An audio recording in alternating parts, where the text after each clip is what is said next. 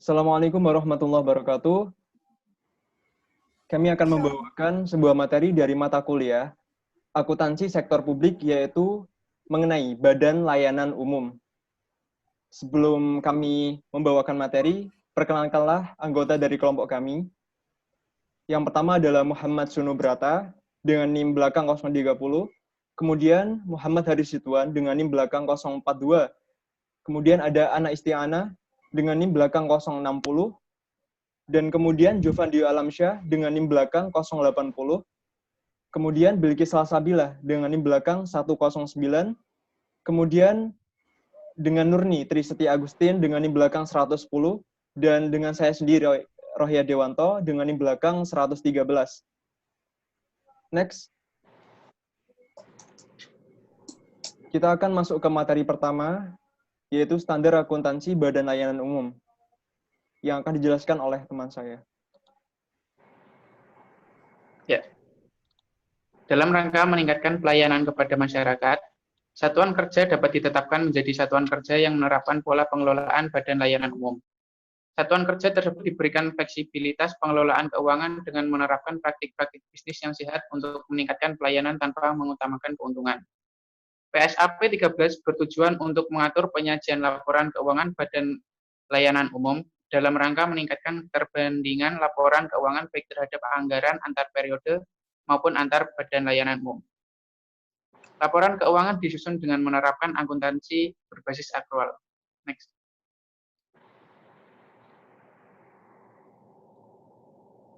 Laporan keuangan BLU merupakan laporan yang terstruktur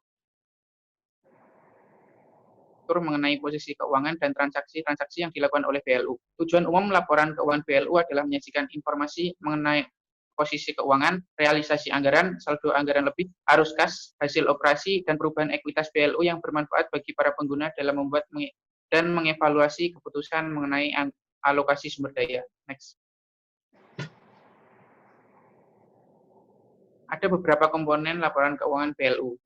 Yang pertama adalah laporan realisasi anggaran, laporan perubahan saldo anggaran lebih, neraca, laporan operasional, laporan arus kas, laporan perubahan ekuitas, dan catatan atas laporan keuangan.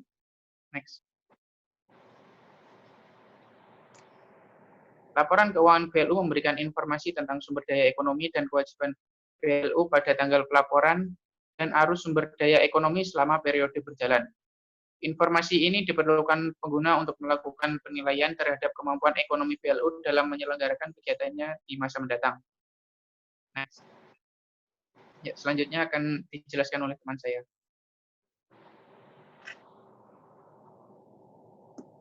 Baik, selanjutnya akan masuk ke bagian siklus. Next. Jadi di siklus BLU sendiri ada dua bagian, yaitu yang pertama bagian fase pengajuan dan siklus manajerial. Jadi yang terdapat pada bagian abu-abu tersebut merupakan fase pengajuan, dan di bagian berwarna biru merupakan siklus manajerial. Next.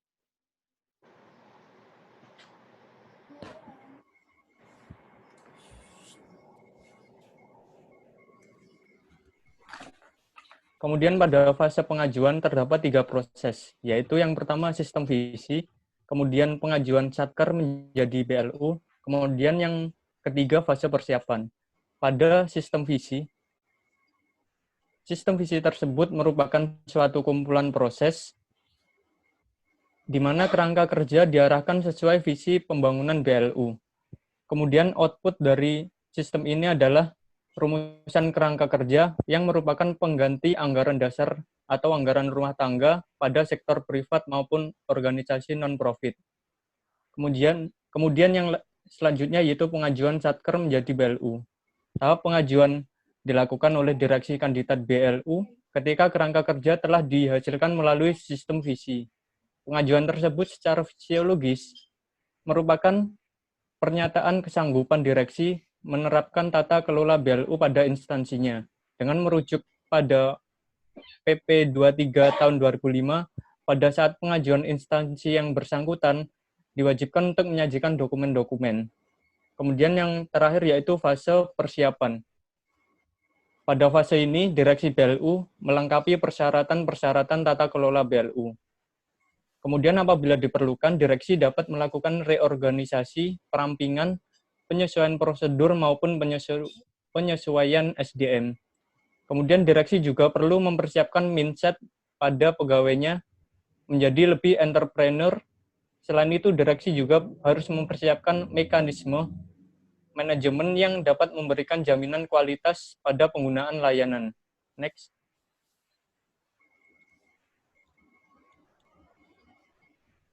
Kemudian lanjut ke siklus manajerial. Siklus manajerial dimulai dari rapat BLU tahunan atau biasa disebut dengan RBT yang dihadiri oleh wakil-wakil dari pembina teknis dan pembina keuangan. Dalam RBT tersebut, direksi BLU mempresentasikan RBA. RBA sendiri yaitu rencana bisnis dan anggaran yang berisi rencana yang akan dilakukan oleh 1 tahun yang akan datang. RBA sendiri sebelum dipresentasikan oleh direksi terlebih dahulu harus direview oleh Kanwil DJPB untuk menjamin validitas angka-angka yang disajikan untuk digunakan dalam pengambilan keputusan. Kemudian RBT memiliki kewenangan untuk menyetujui dan menyetujui dengan catatan atau tidak menyetujui RBA yang diajukan. Dan kemudian Direksi BLU menyampaikan program-program yang akan dilakukan beserta pertimbangannya serta keterkaitan antara program-program tersebut dengan program sebelumnya. Direksi BLU juga harus mempresentasikan analisis beban kerja dari instansi yang dipimpin. Kemudian hasil dari RBT tersebut adalah persetujuan RBA untuk dianggarkan dalam RKA. Kemudian dalam RBA tersebut juga ditetapkan target-target, baik target teknis maupun target keuangan yang mengikat kepada Dewan Direksi BLU. Kemudian target tersebut menjadi dasar bagi Dewan Pengawas dan Kanwil DJPB untuk melakukan pengawasan. Kemudian selanjutnya akan dijelaskan oleh teman saya. Baik, selanjutnya yaitu mengenai laporan keuangan BLU. Next. Pada PMK nomor 220 PMK 05 2016 dijelaskan bahwa sistem akuntansi dan pelaporan keuangan BLU adalah serangkaian prosedur manual maupun yang terkomputerisasi mulai dari proses pengumpulan data, pencatatan, pengikhtisaran, dan pelaporan keuangan BLU.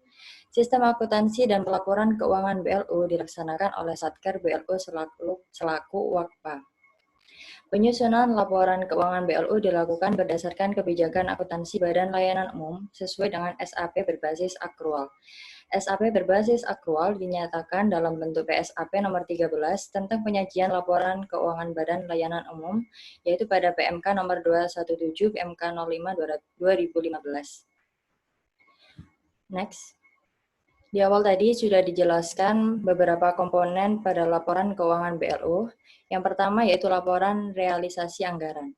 Laporan realisasi anggaran BLU menyajikan informasi realisasi pendapatan LRA, belanja, surplus defisit LRA, pembiayaan, dan sisa lebih kurang pembiayaan anggaran yang masing-masing diperbandingkan dengan anggarannya dalam satu periode. Laporan realisasi anggaran atau LRA BLU paling kurang mencakup pos-pos sebagai berikut.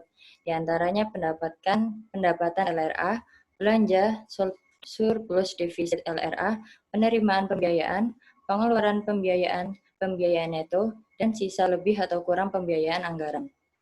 Next. Selanjutnya yaitu laporan perubahan saldo anggaran lebih. Laporan perubahan saldo anggaran lebih menyajikan informasi kenaikan atau penurunan saldo anggaran lebih tahun pelaporan dibandingkan dengan tahun sebelumnya.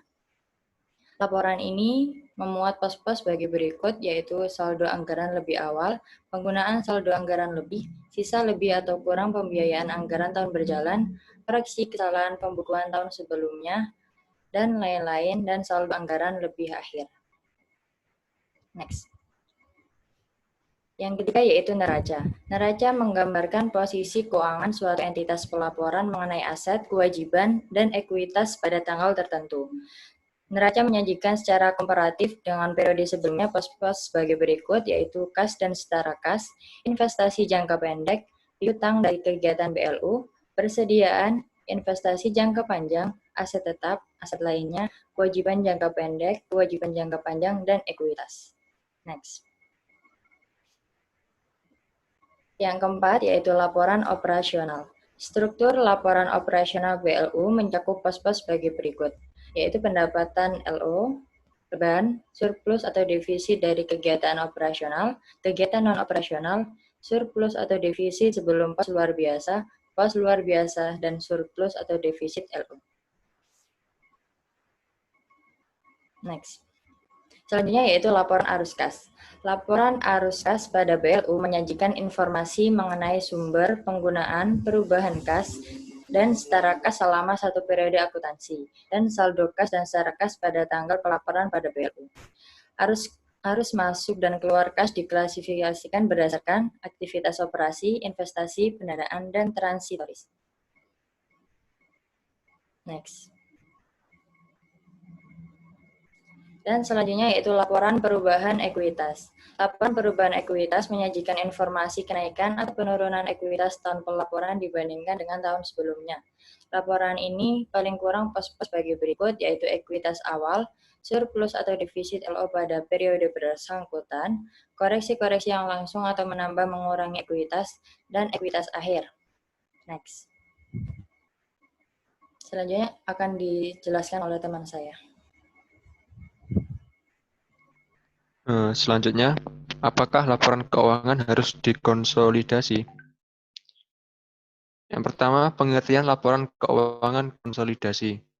Berdasarkan pasal 1 angka 10 UU RI nomor 40 tahun 2007, peleburan atau konsolidasi adalah perbuatan hukum yang dilakukan oleh dua perseroan terbatas atau lebih untuk meleburkan diri dengan cara mendirikan satu perseroan terbatas yang baru yang karena hukum memperoleh aktiva dan pasiva dari perseroan terbatas yang melebur diri dan status badan hukum perseroan terbatas yang meleburkan diri berakhir karena hukum. Sementara pasal 1 angka PP nomor 27 tahun 1998, peleburan atau konsolidasi adalah perbuatan hukum yang dilakukan oleh dua perseroan terbatas atau lebih untuk meleburkan diri dengan cara membentuk satu perseroan terbatas baru dan masing-masing perseroan terbatas yang meleburkan diri menjadi bubar. Untuk pengertiannya, laporan keuangan konsolidasi adalah laporan yang menyajikan posisi keuangan dan hasil operasi untuk induk perusahaan atau entitas pengendali dan satu atau lebih anak perusahaan, seakan-akan entitas-entitas individual tersebut merupakan satu entitas atau perusahaan satu perusahaan. Laporan keuangan konsolidasi diperlukan apabila salah satu perusahaan yang bergabung memiliki kontrol terhadap perusahaan lain. Dan sebaliknya, laporan keuangan konsolidasi tidak diperlukan apabila satu perusahaan tidak memiliki kontrol terhadap perusahaan lain. Artinya, jika tidak memiliki hak kendali yang lebih, maka mereka adalah badan usaha mandiri. Artinya mereka masing-masing akan membuat laporan keuangan yang sendiri-sendiri dan tidak mungkin untuk digabungkan, ditambahkan, atau yang sejenisnya. Jadi tidak ada maksud untuk membuat sebuah laporan keuangan konsolidasi. Manfaat laporan keuangan konsolidasi. Yang pertama untuk kepentingan jangka panjang, efek anak perusahaan terhadap induk. Memberikan informasi terkini bagi manajemen induk perusahaan terhadap kinerja grup atau anak perusahaan, kepentingan informasi pihak luar, dan keterbatasan laporan keuangan konsolidasi. Tujuan laporan keuangan konsolidasi yaitu agar dapat memberikan gambaran yang objektif dan sesuai atas keseluruhan posisi dan aktivitas dari satu perusahaan yang terdiri atas sejumlah perusahaan yang berhubungan istimewa, di mana laporan konsolidasi keuangan diharapkan tidak boleh menyesatkan pihak-pihak yang berkepentingan dan harus didasarkan pada substansi atas ekonomi juga. Keterbatasan keuangan konsolidasi yaitu kinerja keuangan anggota perusahaan yang tidak bagus akan tertutupi. Rasio keuangan tidak mencerminkan rasio keuangan perusahaan, ketidaktepatan penyusunan rekening akuntansi seluruh perusahaan, dan kekurang lengkapan catatan laporan keuangan perusahaan individu. Selanjutnya akan dijelaskan oleh teman saya.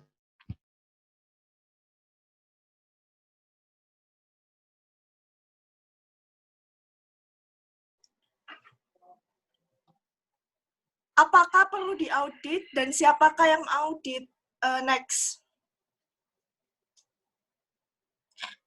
Peraturan Permendagri nomor 79 tahun 2018 pasal 36. Yang pertama, surat pernyataan bersedia untuk diaudit berisi tentang kesanggupan BLUD untuk diaudit pihak eksternal pemerintah. Yang kedua, laporan audit terakhir merupakan laporan audit oleh pemeriksa eksternal pemerintah sesuai dengan ketentuan peraturan perundang-undangan atas laporan keuangan tahun terakhir sebelum unit pelaksana teknis dinas atau badan daerah yang akan menerapkan BLUD direkomendasikan untuk menerapkan BLUD. Yang ketiga, laporan keuangan yang disusun oleh Kepala Unit Pelaksana Teknis Dinas atau Badan Daerah yang akan menerapkan BLUD sesuai dengan sistem akuntansi yang diterapkan pada pemerintah daerah. Next.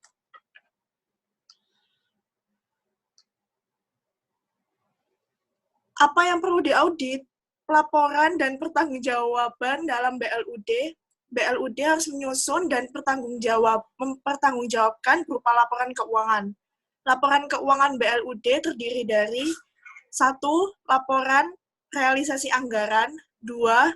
Laporan perubahan saldo anggaran lebih, 3. Neraca, 4. Laporan operasional, 5. Laporan arus kas, 6.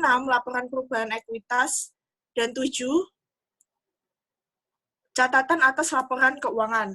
Selanjutnya akan dilanjutkan oleh teman saya, yaitu Nurni.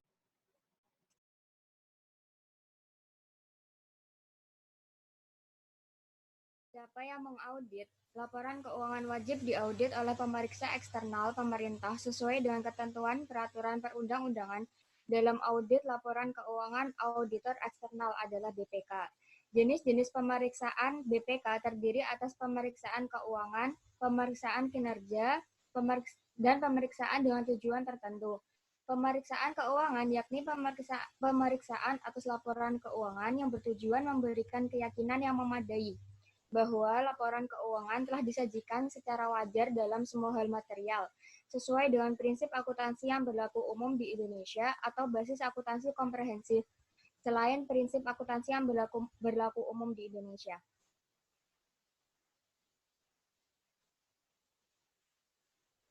Selanjutnya dipresentasikan oleh teman saya.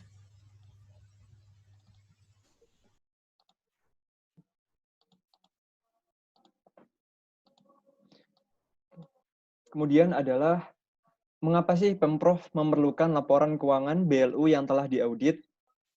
Ini jawabannya. Next.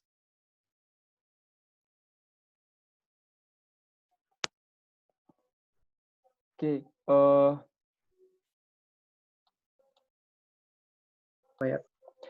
Jadi, mengapa laporan keuangan BLU perlu diaudit? Yaitu untuk memenuhi syarat administratif dalam pengelolaan keuangan Badan Layanan Umum yang telah diatur di dalam Peraturan Pemerintah Nomor 74 Tahun 2012 atas perubahan terhadap Peraturan Pemerintah Nomor 23 Tahun 2005. Kemudian yaitu di dalam Pasal 27 Ayat 4 di Undang-Undang Nomor 23 Tahun 2005 tadi disebutkan bahwa laporan keuangan BLU sebagaimana dimaksud pada ayat 1 disampaikan secara berkala kepada menteri atau pimpinan lembaga atau gubernur atau bupati ataupun wali kota sesuai dengan kewenangannya untuk dikonsolidasikan dengan laporan keuangan Kementerian Negara atau lembaga atau SKPD atau pemerintah daerah. Kemudian di ayat 6-nya disebutkan laporan keuangan BLU merupakan bagian yang tidak terpisahkan dan dari laporan pertanggungjawaban keuangan Kementerian Negara atau lembaga atau SKPD atau pemerintah daerah.